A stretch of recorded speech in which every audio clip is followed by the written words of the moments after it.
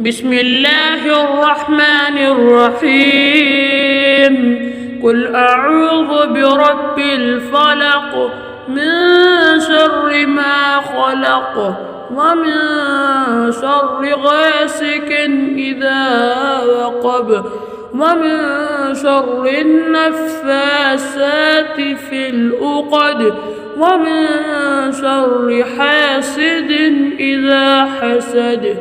بسم الله الرحمن الرحيم. قل أعوذ برب الناس ملك الناس إله الناس من شر الوسواس الخناس الذي يوسوس في صدور الناس من الجنة والناس.